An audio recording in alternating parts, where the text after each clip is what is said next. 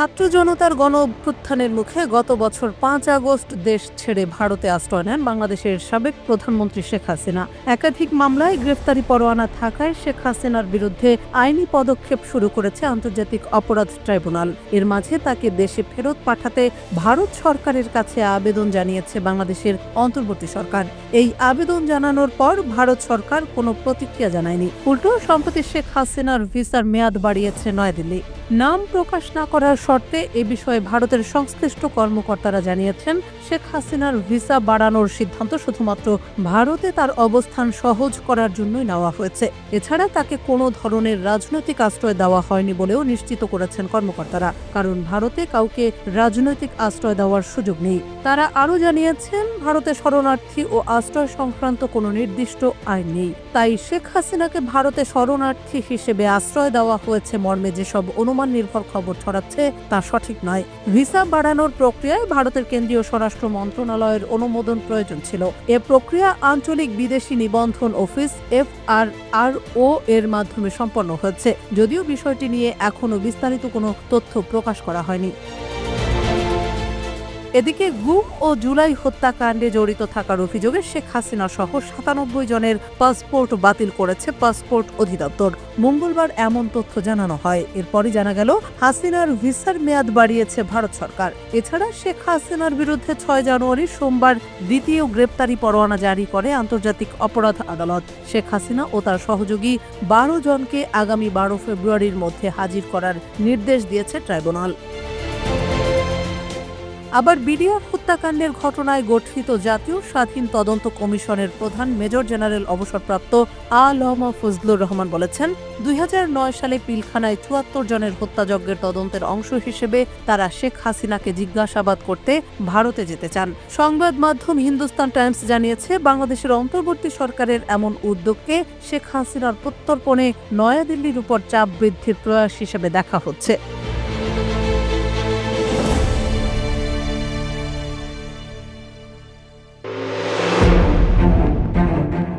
কয়েকটি আরব দেশের ভূখণ্ডকে কথিত বৃহত্তর ইসরায়েলের অন্তর্ভুক্ত করে তেল আবিব সম্প্রতি যে মানচিত্র প্রকাশ করেছে তার তীব্র নিন্দা জানিয়েছে জর্ডান সরকার ও ফিলিস্তিন স্বশাসন কর্তৃপক্ষ। গত বছর জানুয়ারিতে ইসরায়েলি লেখক আভি লিপকিনের বৃহত্তর ইসরায়েলের ধারণা নিয়ে বিবৃতি দেয়া একটি সাক্ষাৎকার বেশ ভাইরাল হয়। এরপর লেবাননে ইসরায়েলে অভিযান শুরু হওয়ার পর থেকে বৃহত্তর ইসরায়েলের ধারণাটি আবারও সামনে আসে। এর একটি কারণ হল, গাজায় স্থল অভিযানের সময় কিছু সামাজিক মাধ্যমে পোস্টে দাবি করা হয়েছিল যে কিছু ইসরায়েলি সৈন্য তাদের ইউনিফর্মে বৃহত্তর ইসরায়েল মানচিত্র যুক্ত ব্যাজ পড়েছিল। চলতি সপ্তাহে সামাজিক মাধ্যমে ছড়িয়ে পড়েছে একটি মানচিত্রের ছবি, যার মধ্যে দেখা যাচ্ছে ফিলিস্তিন, জর্ডান, সিরিয়া ও লেবাননের বিস্তীর্ণ ভূখণ্ড কথিত বৃহত্তর ইসরায়েলের অন্তর্ভুক্ত করা হয়েছে। এ নিয়েই মধ্যপ্রাচ্যের পাশাপাশি আরব দেশগুলোর সামাজিক মাধ্যম ব্যবহারকারীরা বেশ উদ্বেগ প্রকাশ করছে। রামাল্লাহ ভিত্তিক ফিলিস্তিন স্বশাসন কর্তৃপক্ষের মুখপাত্র নাবিল আবু রুদেইনে ইসরায়েলি সামাজিক মাধ্যমে ছড়িয়ে পড়া ওই মানচিত্রকে সকল আন্তর্জাতিক আইন ও প্রস্তাবের সুস্পষ্ট লঙ্ঘন বলে উল্লেখ করেছেন। তিনি বলেছেন, ইসরায়েলের দখলদারিত্ব নীতি, অবৈধ বসতি স্থাপনাকারীদের হামলা এবং আল আকসা মসজিদের বিরামহীন অবমাননা বন্ধ করতে জরুরি ভিত্তিতে আন্তর্জাতিক সমাজের পদক্ষেপ নেওয়া উচিত। ফিলিস্তিনের এই মুখপাত্র ইসরায়েলের সকল কর্মকাণ্ডের প্রতি নিঃশর্ত সমর্থন বন্ধ করার জন্য মার্কিন যুক্তরাষ্ট্রের আসন্ন প্রশাসনের প্রতি আহ্বান জানান। এর কারণ হিসেবে তিনি বলেন, ইসরায়েলি নীতি ও পদক্ষেপগুলো পশ্চিম এশিয়া অঞ্চলের শান্তি ও নিরাপত্তাকে বিপন্ন করে তুলছে। এদিকে জর্ডানের পররাষ্ট্র মন্ত্রণালয়ও ইসরায়েলের পক্ষ থেকে প্রকাশিত মানচিত্রকে উস্কানিমূলক ও ভিত্তিহীন বলে উল্লেখ করেছেন। মন্ত্রণালয়টির মতে, বর্ণবাদের ভিত্তিতে নেয়া ইসরায়েলি পদক্ষেপ যেমন জর্ডানের সার্বভৌমত্বকে দুর্বল করতে পারবে না, তেমনি তা ফিলিস্তিনি জনগণের ন্যায়সঙ্গত অধিকারও লঙ্ঘন করতে পারবে না। জর্ডানের পররাষ্ট্র মন্ত্রণালয় আরও বলেছে, ইসরায়েল সরকারকে অবিলম্বে এই ধরনের উস্কানিমূলক পদক্ষেপ ও বেপরোয়া বক্তৃতা বিবৃতি বন্ধ করতে হবে, কারণ এসব পদক্ষেপ কেবল পশ্চিম এশিয়া অঞ্চলে অস্থিতিশীলতা বৃদ্ধি করবে। উল্লেখ্য যে ফিলিস্তিনি ভূখণ্ড দখল করে 1948 সালে গড়ে ওঠে ইসরায়েল রাষ্ট্র। এরপর গত 7 দশকে ফিলিস্তিনের 95% এলাকা দখল করেছে জায়নবাদী রাষ্ট্রটি। বর্তমানে ফিলিস্তিন বলতে এক চিলতে গাজা উপত্যকা ও পশ্চিম তীরকে বোঝায়। গত 1 বছরেরও বেশি সময় ধরে গাজায় হামলা চালাচ্ছে ইসরায়েল। এরপর সম্প্রতি লেবাননে, সিরিয়া ও ইয়েমেনেও শুরু করেছে সামরিক আগ্রাসন। বিশ্লেষকদের মতে ইসরায়েল দখলদারিত্বের মাধ্যমে তার পরিধি বৃদ্ধির উদ্দেশ্য নিয়েই মূলত মধ্যপ্রাচ্যের একাধিক দেশে একাধারে হামলা পরিচালনা করছে।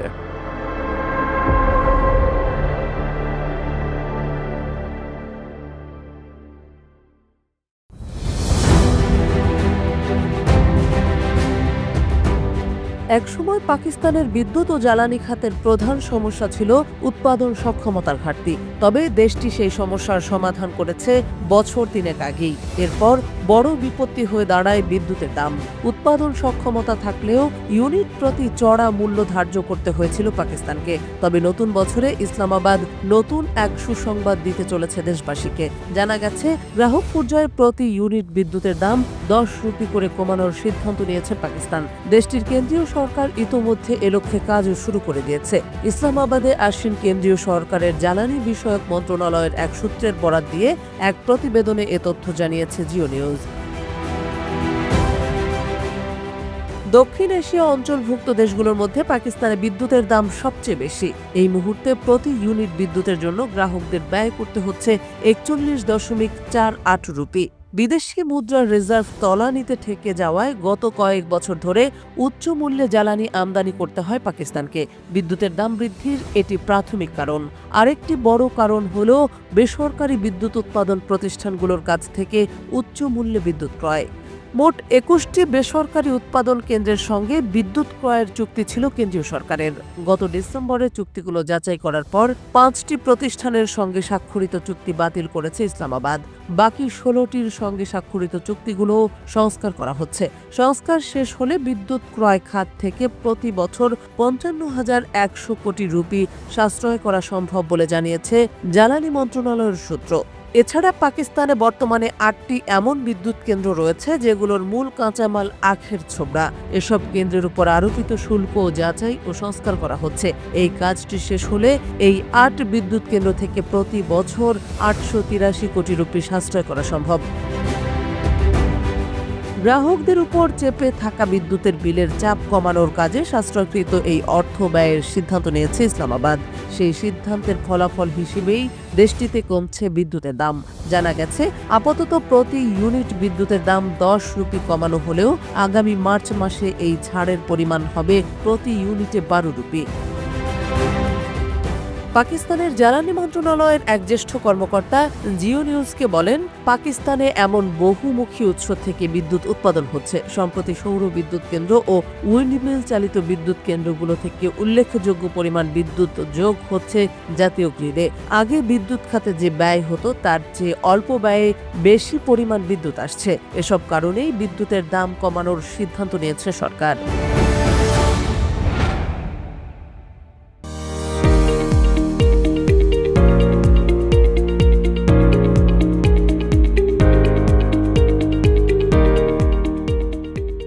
সোয়াচ অফ নো গ্রাউন্ড বাংলাদেশের বঙ্গোপসাগরের একটি সংরক্ষিত স্থান। এর অর্থ হল যার কোনো তল নেই। এটি মূলত বাংলাদেশের উপকূল থেকে প্রায় 20 থেকে 25 কিলোমিটার দূরে বঙ্গোপসাগরের উত্তর পূর্ব অঞ্চলে অবস্থিত একটি গভীর সমুদ্রখাত বা সাবমেরিন ক্যানিয়ন, যা মূলত প্লেট টেকটনিক কার্যক্রমের মাধ্যমে তৈরি হয়েছে। সোয়াচ অফ নো গ্রাউন্ড শুধু বঙ্গোপসাগরের একটি গভীর অঞ্চল নয়, এটি বাংলাদেশের সামুদ্রিক জীববৈচিত্র্য এবং প্রাকৃতিক সম্পদের জন্য একটি গুরুত্বপূর্ণ স্থান। সোয়াচ অফ নো গ্রাউন্ডের চারপাশে সমুদ্রতল ঢালু এবং অসমতল। এর গভীরতা প্রায় 1200 থেকে 1500 মিটার পর্যন্ত হতে পারে। এর প্রস্থ প্রায় 14 কিলোমিটার এবং দৈর্ঘ্য প্রায় 400 কিলোমিটার। আর এর সর্বমোট এলাকা প্রায় 1,73,800 হেক্টর। বলা হয়ে থাকে এটি আজ থেকে প্রায় 1,25,000 বছর আগে তৈরি হয়েছে। বঙ্গোপসাগরের এই অঞ্চলটির নামকরণের পেছনে রয়েছে একটি রহস্য। 1800 শতকের শেষ দিকে ডুবে যাওয়া একটি ব্রিটিশ যুদ্ধ জাহাজের খোঁজে এসেছিল দেশটির আরও কয়েকটি জাহাজ। এর সঙ্গে ছিল একদল জরিপকারীও। কোনো নিশানা না পেয়ে এর নাম দেয় সোয়াচ অফ নো গ্রাউন্ড। রহস্যময় এই স্থানটি সবার নজরে আসে 2014 সালে। কথিত আছে সোয়াচ অব নো গ্রাউন্ডে 1863 সালে গ্যাটফ্লাই নামে একটি 212 টন ওজন বিশিষ্ট গানবোট ভারত থেকে ইংল্যান্ডে বিপুল পরিমাণ ধন রত্ন নিয়ে যাওয়ার সময় ঝড়ের কবলে পড়ে ডুবে যায়। তখন সেটির কোনো চিহ্নই পাওয়া যায়নি। জীববৈচিত্র্য ও সামুদ্রিক বাস্তুতন্ত্রের দিক থেকে সোয়াচ অফ নো গ্রাউন্ড খুবই গুরুত্বপূর্ণ। এই অঞ্চলটি সামুদ্রিক জীববৈচিত্র্যে ভরপুর। ডলফিন, তিমি, হাঙর এবং বিভিন্ন প্রজাতির মাছ এখানকার স্থায়ী বাসিন্দা। এছাড়া পপাস ডলফিন, পৃথিবীর বৃহত্তম ইরাবতী ডলফিন, গোলাপি পিঠের কুজো ইন্দো প্যাসিফিক ডলফিন ও মসৃণ পিঠের পাখনাহীন ইমপ্লাইজ ডলফিনও এখানে দেখা যায়। আবার এখানে প্ল্যাঙ্কটন এবং ছোট ছোট সামুদ্রিক প্রাণী প্রচুর পরিমাণে পাওয়া যায়, যা বড় প্রাণীদের খাদ্য হিসেবে কাজ করে। শুধু তাই নয়, সোয়াচ অব নো গ্রাউন্ড যাযাবর প্রাণীদের জন্য একটি গুরুত্বপূর্ণ পথ। প্রতি বছর অনেক যাযাবর পাখি এবং সামুদ্রিক স্তন্যপায়ী প্রাণী এই অঞ্চলে ভ্রমণ করে। জায়গাটি সমুদ্র বিজ্ঞানীদের জন্য একটি গুরুত্বপূর্ণ গবেষণার ক্ষেত্র। এখানে সমুদ্রের গভীর অংশের পরিবেশ এবং জীবনের বৈচিত্র্য সম্পর্কে মূল্যবান তথ্য পাওয়া যায়। এই অঞ্চলটি কার্বন চক্র এবং সমুদ্রের তাপমাত্রা নিয়ন্ত্রণে গুরুত্বপূর্ণ ভূমিকা পালন করে। বঙ্গোপসাগরের স্রোত এবং বায়ু প্রবাহ এই অঞ্চলের জলবায়ুর ওপর ব্যাপক প্রভাব ফেলে। আবার সোয়াচ অব নো গ্রাউন্ড মাছ ধরার জন্য অত্যন্ত গুরুত্বপূর্ণ। এখানে প্রচুর পরিমাণে বাণিজ্যিকভাবে গুরুত্বপূর্ণ মাছ পাওয়া যায়। তবে অতিরিক্ত মাছ ধরা, জলযান চলাচল এবং অপরিকল্পিত তেল গ্যাস অনুসন্ধান এখানকার পরিবেশের জন্য হুমকিস্বরূপ। এমনকি প্লাস্টিক দূষণ এবং রাসায়নিক বর্জ্য এই অঞ্চলের সামুদ্রিক বাস্তুতন্ত্রের জন্য ক্ষতিকর। তাই এখানে মাছ ধরার ক্ষেত্রে কিছু নিয়ম নীতি মান্য করতে হয়। ভ্রমণ পিপাসুদের জন্য আকর্ষণীয় এক স্থান হল সোয়াচ অব নো গ্রাউন্ড। এটি মংলা বা সুন্দরবনের দুবলার চর বা সোনার চর থেকে 30 থেকে 40 কিলোমিটার দূরে অবস্থিত। তাই ঢাকা থেকে সরাসরি মংলা এবং মংলা থেকে প্রতিদিনই যে মাছ ধরার ট্রলার সোয়াচ অব নো গ্রাউন্ডের দিকে যায়, সেগুলো করেই এখানে ঘুরে আসা সম্ভব।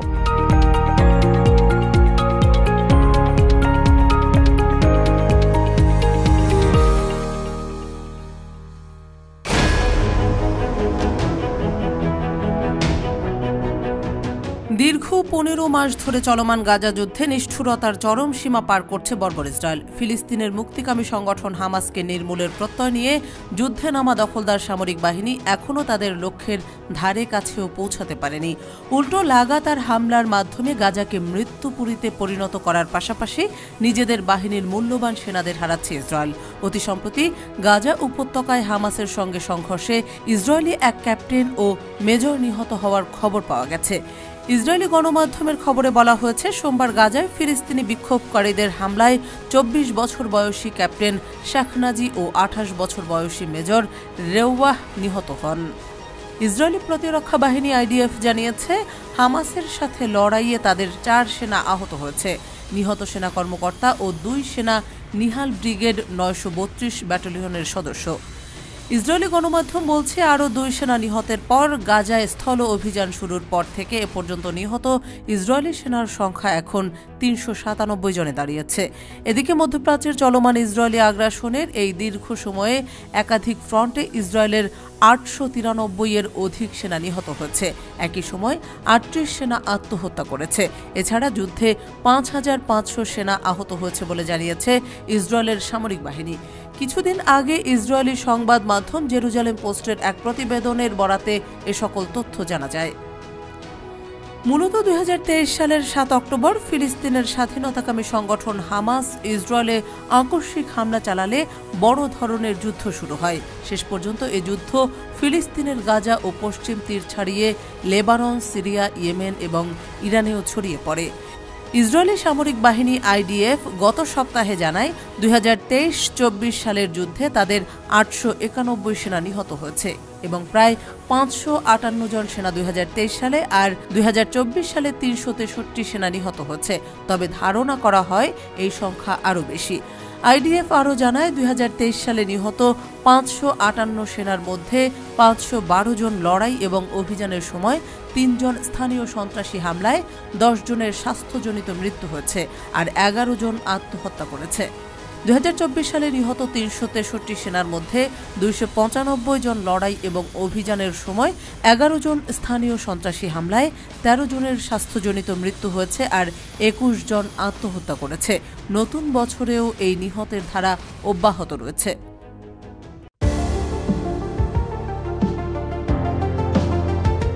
দখলদার ইসরায়েলি সামরিক বাহিনীর চালানো আগ্রাসনের প্রভাব ধীরে ধীরে ইসরায়েলবাসীর ওপরও পড়তে শুরু করেছে। ইসরায়েলের নৃশংসতায় ক্ষিপ্ত প্রতিরোধ সংগঠনগুলো এবার ইসরায়েলের অবৈধ অধিবাসীদের হুমকির মুখে রেখেছে। ইসরায়েলি অবৈধ অধিবাসীরা শান্তিতে ঘুমাতে চাইলে ইসরায়েল বা ফিলিস্তিনি ভূখণ্ড ত্যাগ করার পরামর্শ দিয়েছে হুথি যোদ্ধারা। সানা বজ্র কণ্ঠে হুঁশিয়ারি উচ্চারণ করে বলেছে, ইয়েমেনের সশস্ত্র বাহিনী ইসরায়েল বিরোধী হামলা বন্ধ করবে না। ইয়েমেনের শক্তিশালী হুথি আনসারুল্লাহ আন্দোলনের উচ্চ পদস্থ কর্মকর্তা হিজাম আল আসাদ গেল সোমবার সামাজিক মাধ্যম এক্সে প্রকাশিত এক পোস্টে এই হুঁশিয়ারি দিয়েছেন। পোস্টে তিনি পরিষ্কার বলেন, ইসরায়েলের অধিবাসীদের মধ্যে যারা রাতে শান্তিতে ঘুমাতে চায় তারা যেন সাইপ্রাস অথবা ইউরোপে তাদের পিতৃপুরুষের দেশে চলে যায়। এর আগে হুথির এই প্রভাবশালী কর্মকর্তা তার দেশে হামলা না চালাতে ইসরায়েল ও সহযোগী মার্কিন বাহিনীর প্রতি আহ্বান জানিয়েছিলেন।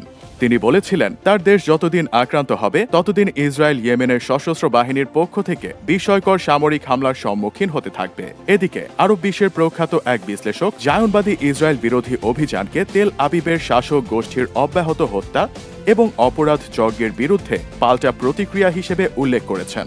একই সঙ্গে তিনি বলেছেন, পশ্চিম তীরেও খুব শিগগিরই আল আকসা তুফান অভিযানের মতো কিছু ঘটবে এবং তা হবে নেতানিয়াহুর জন্য বড় ধরনের চপেটাঘাত। পশ্চিম তীরে ইসরায়েল বিরোধী অভিযানের কথা উল্লেখ করে আরব বিশ্বের প্রখ্যাত বিশ্লেষক আব্দুল বারি আতওয়ান বলেছেন, তুরস্ক এবং মার্কিন মিত্রদের নিয়ে লেবাননের ভূখণ্ডে পূর্ব পরিকল্পিত আগ্রাসনের আনন্দ প্রধানমন্ত্রী নেতানিয়াহু এবং জায়নবাদীদের জন্য সত্যে রূপ নেয়নি, কারণ পশ্চিম তীরে এবং গাজা উপত্যকায় সক্রিয় প্রতিরোধ গোষ্ঠীগুলো সেই আনন্দে ছাই ঢেলে দিয়েছে। আতওয়ান বলেন, পশ্চিম তীরের উত্তরাঞ্চলীয় এলাকা কালকিলিয়ায় 3 প্রতিরোধকামী ফিলিস্তিনির মাধ্যমে পরিচালনা করা কাদুমিন অভিযান, যার মাধ্যমে 3 দখলদার সেনা নিহত হওয়ার পাশাপাশি 9 জন আহত হয়, তা আরব বৈশ্বিক রাজনীতি এবং গণমাধ্যমগুলোকে আবারও একটি চ্যানেলে ফিরিয়ে নিয়ে এসেছে, সেটি হচ্ছে ফিলিস্তিনি। আরব এই বিশ্লেষক বলেন, এই অভিযানের মাধ্যমে এটা নিশ্চিত হয়েছে যে ইসরায়েলি শাসক গোষ্ঠী শান্তির রং দেখতে পাবে না এবং তারা গাজা, ইয়েমেন এবং লেবাননের দক্ষিণাঞ্চলে যে জাতিগত নিধন চালিয়েছে তা বিনা শাস্তিতে পার পাবে না। এই অভিযানের একটা গুরুত্বপূর্ণ দিক হচ্ছে এটি দখলদারদের কঠিন নিরাপত্তা বলয়ের ভেতরে সংঘটিত হয়েছে।